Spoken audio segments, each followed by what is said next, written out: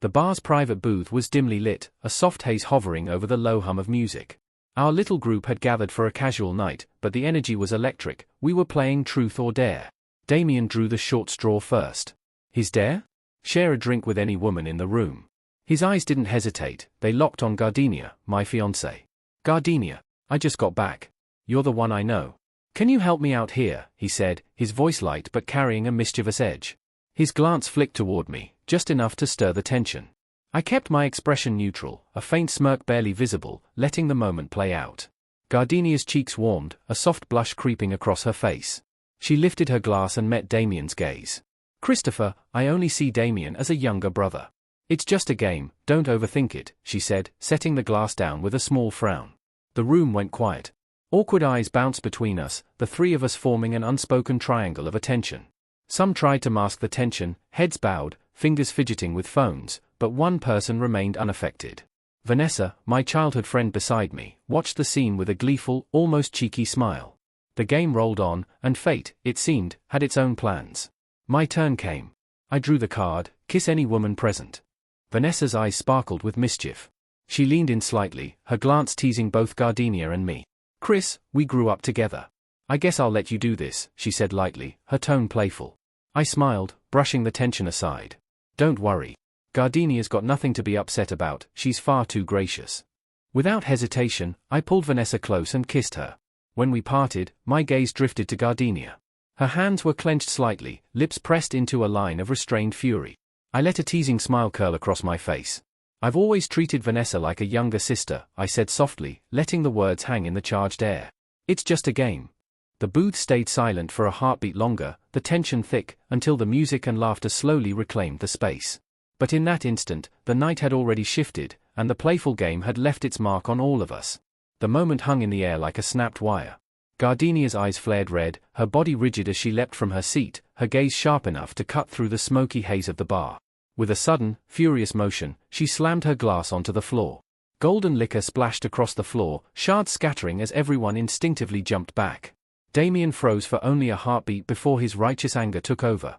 Christopher, you just kissed another woman in front of Gardenia, don't you think that's crossing the line? Gardenia's voice cracked, raw and trembling, yet piercing. I demand an explanation right now. How could you do that? I swirled the wine in my own glass, lifting my eyes to meet hers with calm, almost icy mockery. An explanation? I said softly, letting the words drip. It's just a game. Can't you be a little more magnanimous? I've always treated Vanessa like a younger sister.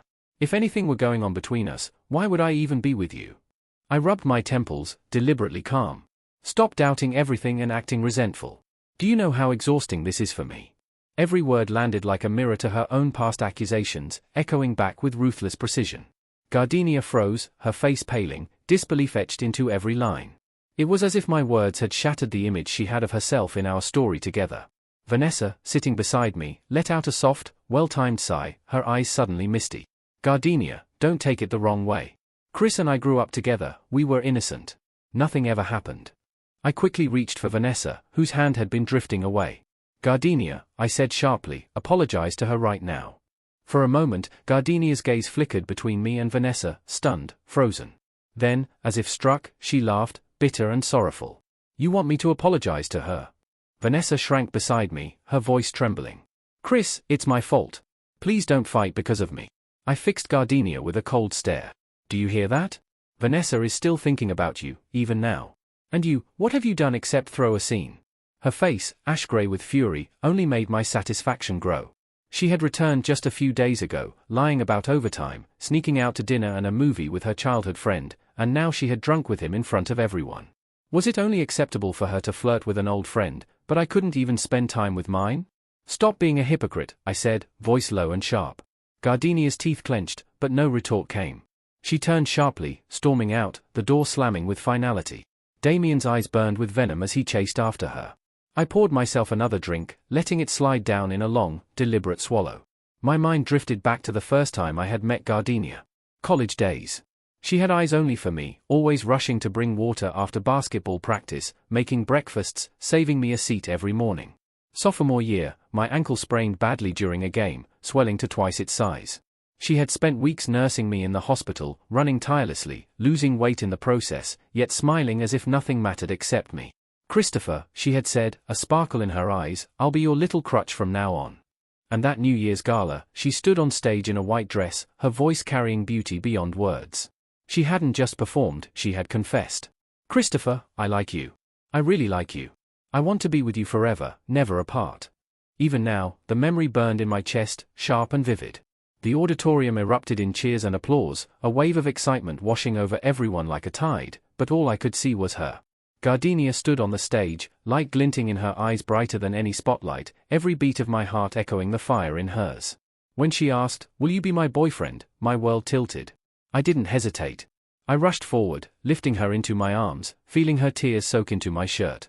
"I finally waited long enough for you," she whispered, her voice trembling yet fearless under the gaze of hundreds of people. In that moment, everything else vanished. The noise, the crowd, the world, it all faded. There was only her smile, her brave heart laid bare for me alone. I silently vowed to protect her happiness forever, to never let her endure pain while I could stop it. After that, we became inseparable. She looped her arm through mine as we walked across campus, skipping lightly like a child who refused to grow up, her laughter lighting up even the dullest days. Her smile was constant, her joy infectious. Graduation came, and we moved in together. My startup consumed my hours, while she learned to cook, often clumsily, sometimes hurting herself in the process. Every scrape and burn made my heart ache, so I would scoop her onto my lap and tend to her carefully. "Why don't we just order out?" I'd ask. She'd pout, stubborn and adorable. "No, I want to eat what I made." And I'd smile, leaning down to kiss her softly. For my birthday, she spent weeks preparing a surprise, cooking an entire feast and inviting all our friends. Every gesture, every dish, every moment with her made me fall in love more deeply. I turned down social engagements, accompanied her to concerts, movies, and shopping trips, and made it a point to cook for her whenever I could. Every holiday, every free hour, I dedicated to her happiness. When I finally proposed, my palms were slick with nerves, but her tears of joy and her wholehearted yes made every second worth it. "I've waited 6 years for this day," she said, clinging to me. And then, everything shifted. 2 months before our wedding, Damien, her childhood friend, returned. At first, I noticed little things, late nights, mysterious excuses about overtime. I didn't suspect anything until a stranger sent me messages, claiming to be Damien, showing photos that left no room for doubt. Gardenia had been with him, shopping, going to movies, attending concerts. The photos showed them close, intimate, almost like a couple. I called her desperately, but she ignored me, then shut off her phone entirely. It wasn't until nearly midnight that Damien staggered in, carrying Gardenia in his arms, practically draped over him. He smirked at me, tone-teasing. "You're Christopher, right? Don't blame her. I just dragged her out to drink a little. If you want blame, blame me. It's all my fault." Gardenia snapped out of her stupor and pushed him away, turning to me with fire in her eyes. "Christopher, he's just a kid," she said. "Why are you giving him that scary look? You're frightening him." Suppressing the anger building in my chest, I slammed the photos onto the table. "A kid? He's barely a year or two younger than us. A 26 or 27-year-old man. And these photos he sent you, do you call that innocent?" Gardenia's eyes flickered nervously, and she looked away. I swept my hand across the table in frustration, sending our carefully made ceramic figurines crashing to the floor, shattering in 2 pieces. "Gardenia," I said, voice low but cutting, "you've been lying to me about overtime every single day, just to sneak around with your childhood friend." Her face flamed with anger and embarrassment, her voice rising sharply, but this time, I could see her facade cracking. "Christopher, I just didn't want you to overthink things," Gardenia said, her voice trembling with frustration. "When did you become so unreasonable? Can't you stop being jealous? I've always treated Damien like a younger brother. If anything were happening between us, why would I have stayed with you all these years? Stop doubting everything. Do you know how exhausting this is for my heart?" I looked at her, the woman who had once been the center of my world, and for the first time, she felt like a stranger. That night, we slept in separate rooms. The following week, silence became our language. My startup was in a critical phase, years of reinvested profits had fueled explosive growth, and we were on the verge of going public next year. I threw myself entirely into work, leaving no energy for arguments or emotional storms. During that week, Damien had tried to contact Gardenia repeatedly, but she refused every time. Slowly, she returned to her old routine, coming home early like before. Then, one evening, she approached me hesitantly. "Christopher, I was wrong, she admitted, wrapping her arms around me. I shouldn't have lied to you. Damien, he's in late-stage cancer. He doesn't have long left. I just wanted to be with him a little more during his final days. Please, don't be mad. Her words struck me as naive. Damien seemed perfectly capable, shopping, going out, drinking, hardly the image of someone dying. I chose not to argue. When I learned Damien would attend the upcoming gathering, I knew he wouldn't behave. Since Gardenia insisted on bringing him, I decided to bring Vanessa, my childhood friend. Who doesn't have someone they've known since childhood? The evening passed, and Vanessa clung to my arm, playful as ever. Chris, how did I do tonight? I didn't disappoint you, did I? I patted her head, smiling. Perfect. Absolutely perfect. And I see some things never change, your little coquette skills have only improved. Vanessa beamed, head held high. I'm heading home, she said proudly. Call me if you need anything, I guarantee satisfaction. She drove herself safely, having only had juice, while I arranged a driver for myself. When I returned home, the apartment was dark. Gardenia sat on the sofa, pale moonlight casting long shadows across the floor. Her red, tear-streaked eyes glimmered in the dim light. Christopher, can we talk? Her voice was hoarse, exhausted, almost fragile. I sat opposite her, my tone distant. Talk about what? Your supposedly sick childhood friend? Or my little childhood sister? I asked coldly. Her eyes blazed. Don't tell me she's your sister. I can see perfectly well how she looks at you, don't think I can't tell. I smirked. Oh really? And you think I can't see how Damien looks at you? Tears shimmered in her eyes. Christopher, you brought Vanessa just to spite me, didn't you? I told you. Damien is in late-stage cancer. The doctor said he might only have 3 months left. I wanted to accompany him during his final days. What's wrong with that? Why are you being so petty? I let out a cold laugh. Late-stage cancer? Which part of him looks like he's dying? And even if he is, doesn't he have a family? Must you accompany him every single day? Gardenia opened her mouth but froze, unable to respond. Then her phone rang. Damien. The panic was instant. What happened? Why are you in the hospital? Wait for me, I'll be there. She grabbed her bag and dashed out, not sparing me a glance, as if I didn't exist. At that moment, I felt a final, icy certainty. I pulled out my phone and called my parents. Cancel the wedding, I said calmly. My parents panicked. Gardenia had always treated them with warmth and care, calling on holidays, sending gifts, checking in during visits. But now, with Damien back in her life, everything I thought I knew about her had changed. When Gardenia heard the news, she didn't hesitate. She took 3 days off work immediately and devoted herself to my parents. She took them to popular sites, helped them take photos, guided them through local delicacies, and ensured every moment was enjoyable. By the time they returned home, my parents were glowing with satisfaction. They called me personally, praising her thoughtfulness and gentle nature, insisting I marry her soon and even hinting at grandchildren. I agreed without hesitation, and began planning my proposal. I never expected that Damien's return would change her completely. I explained everything to my parents, and after a long silence, they sighed and said they would respect my decision, though it was clear they were heartbroken. I contacted my private investigator, help me look into someone, Damien. I'll send all his details. Even if I don't marry Gardenia, I won't let them off easily.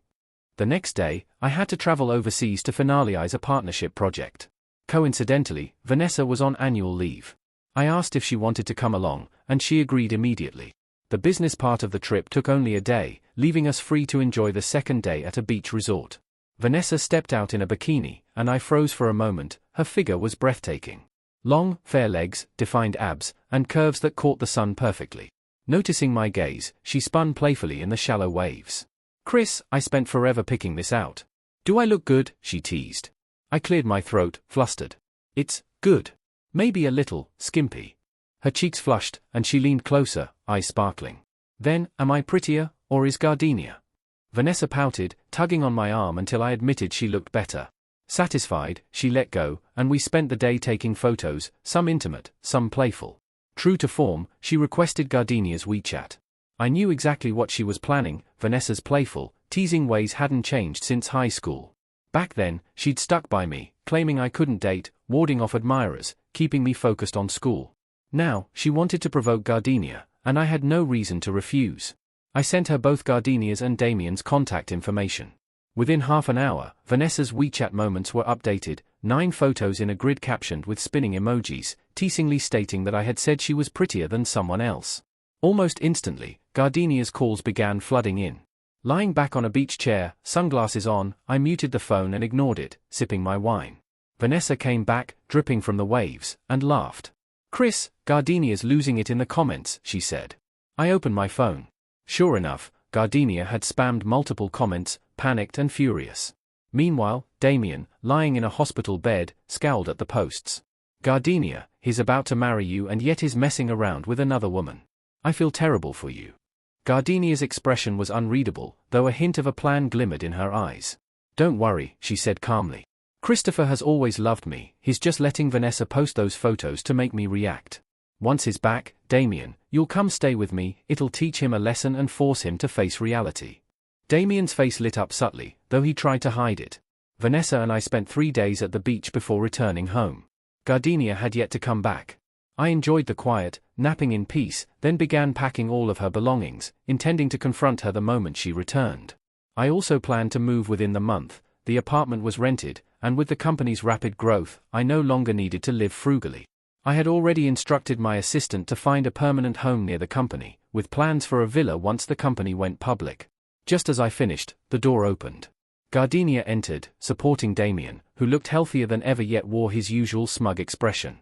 She placed his suitcase at the entrance and announced firmly, "The doctor says Damien is weak and needs quiet rest. I can't let him live alone. From now on, he'll stay here with us." Gardenia hesitated for only a moment before adding, "Anyway, we have a spare room. It's just one more set of dishes at meal times, it'll be easier for me to take care of him." Damien clung to her arm, raising his brows at me. "Chris, I told her it wasn't necessary. But she insisted I stay. You won't mind, right?" Even though I had already given up on Gardenia, hearing her words, and seeing the woman I had loved for 6 years speak so casually, shocked me. She felt like a complete stranger. Damien noticed my silence and a flicker of anger crossed his eyes. "Gardenia, look, Chris won't even acknowledge us. Is he still playing his little, hard-to-get game?" She patted Damien's head affectionately. "Forget it. We don't need him. He's petty and always gets jealous." Damien shrugged and walked inside. "But, we haven't even had breakfast. I'm hungry," he added. Gardenia shot me a displeased glance. "Christopher, why are you standing there like a statue? Didn't you hear him?" Damien's smug smile grew as he approached me. "Well then, sorry to trouble you, Chris. Oh, and I don't eat spicy food, no cilantro." I snapped. Before he could finish, I slapped him across the face. "Go eat something else, you pretentious brat." My hands moved quickly, delivering several hard slaps in succession. The sharp pa-pa-pa echoed through the apartment. Then, with a swift kick, I sent him flying into the shoe cabinet with a loud crash. Surprisingly tough, Damien scrambled up immediately, bloodshot eyes blazing, ready to fight. "Christopher, you dared hit me," he growled, his voice strong and furious. But soon he realized the futility and collapsed dramatically onto the floor, wailing, "Gardenia, it hurts, am I dying, Christopher?" Gardenia, oblivious to my anger, rushed over. "Don't worry, you'll be fine. I'll take you to the hospital right now." I looked at her coldly. "Gardenia, this is my home. Who allowed you to bring some random guy here?" I gestured to the luggage I had already packed. "Get out. Seriously. Both of you, get out. You disgust me." Gardenia froze, eyes wide in disbelief. "Christopher, you're kicking me out?" "Yes. You brought another man into our home and expect me to pretend nothing happened? We're done. You and your so-called little brother, do whatever you want, but don't bother me again." Her face turned pale, lips trembling, tears forming. "Christopher, I can explain." Damien clutched his chest dramatically. "Gardenia, it hurts. I might be bleeding inside, do you think I'm going to die?" Gardenia panicked, helping him toward the door. "No, you'll be fine. Don't worry, I'll take you to the hospital."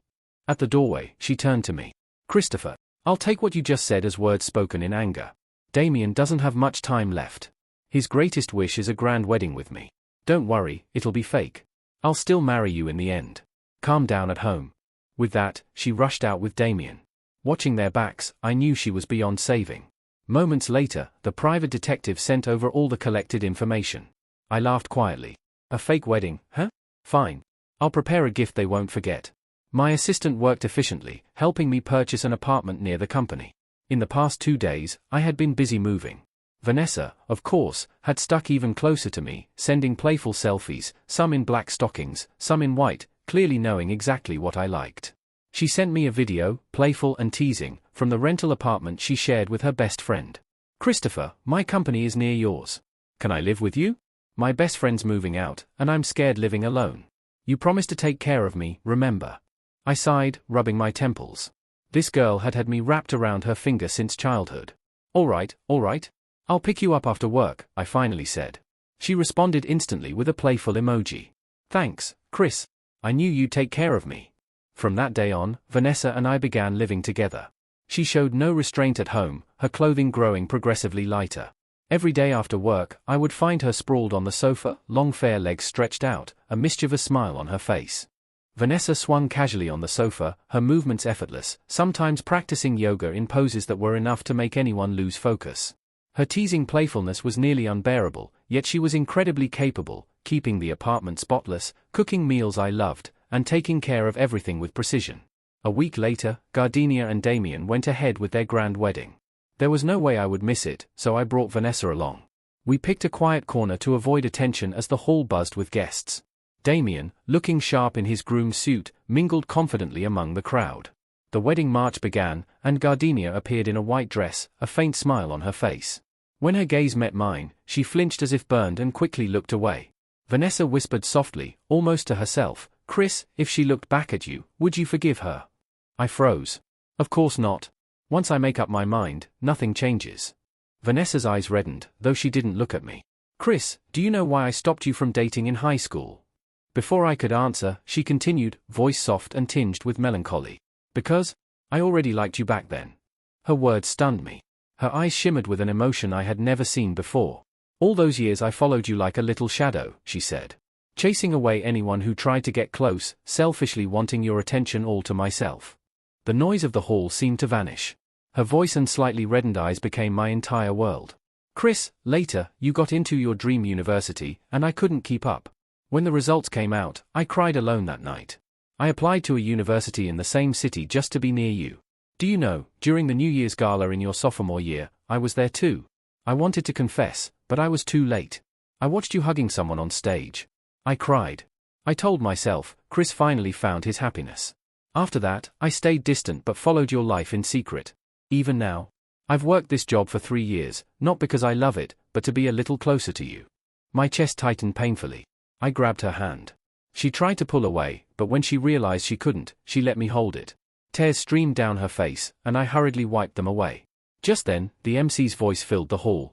Welcome, dear guests. At this sacred moment for Miss Gardenia and Mr. Damien, let's watch a VCR highlighting the couple's journey. Thunderous applause filled the room. I leaned close to Vanessa and whispered, the real show is about to start. The screen lit up, but the footage was not sweet memories, it was Damien, in a hospital office, bribing a doctor to falsify a report claiming he had only weeks to live. Damien's smirk was dismissive. As long as she agrees to the wedding, she'll soften eventually. I've figured her out, she'll never escape me. The footage shifted, revealing Damien's intimate photos with multiple women abroad. Gasps erupted from the audience. Damien's face went ghostly pale. No, it's not true, he shouted, shaking his head, lunging for Gardenia. Gardenia, crying uncontrollably, slapped him hard across the face. Genuine? I treated you like a brother, and you played me for a fool. Get out, Damien. She turned frantically, searching for me, but I had already slipped away with Vanessa. Damien collapsed, humiliated, and was dragged away by his parents. The guests left quietly, whispers of disbelief filling the hall. That night, Gardenia called me more than a dozen times. Annoyed, I blocked her, telling Vanessa to do the same. The next morning, at the company building, Gardenia appeared, haggard and sleepless, dark circles under her eyes.